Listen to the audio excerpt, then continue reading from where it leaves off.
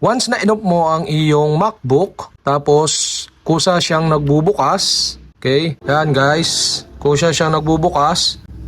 Once na inop mo at hindi mo nga siya ma-off dahil auto siyang nagbubukas. So ito ang ating gagawin na solution dyan sa problema mo. So okay guys, nagamit nga pala ako ng monitor. So hindi ko to siya ginagamit. So dito ko siya ipapakita sa monitor natin. Yan guys. So okay guys, ito na yung ating monitor. At dito sa MacBook homepage natin, ang gagawin nyo is punta kayo dito sa may kanang taas na bahagi. Yung search icon dito. Click nyo lang at may lalabas ditong spotlight search. So ang gagawin nyo dito, search nyo yung terminal. Terminal.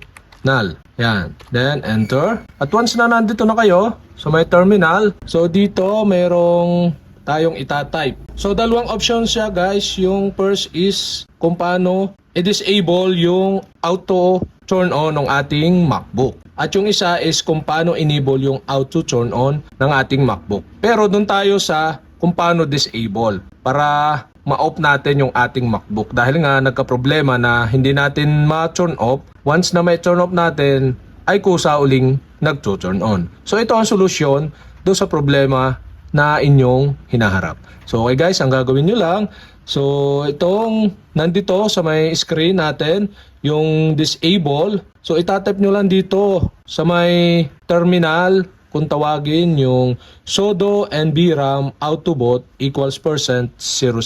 So type nyo lang dyan. Sudo space nvram space autobot equals tapos 00.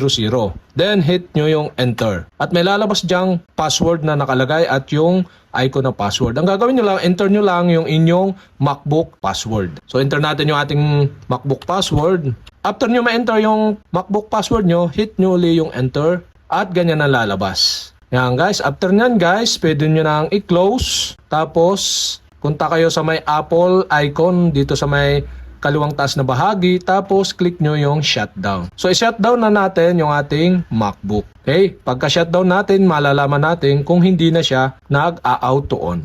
Yan, shutdown na natin guys. Ito yung ating MacBook.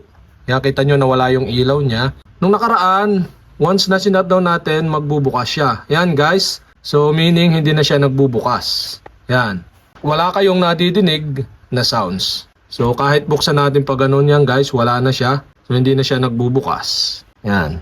So, ito siya guys. So, hindi na siya nagbubukas. So, ganun lang ang solusyon sa ating problema na MacBook na nag-auto turn on once na in-off natin yung MacBook. And turn on na natin itong ating MacBook. Press nyo yung power button.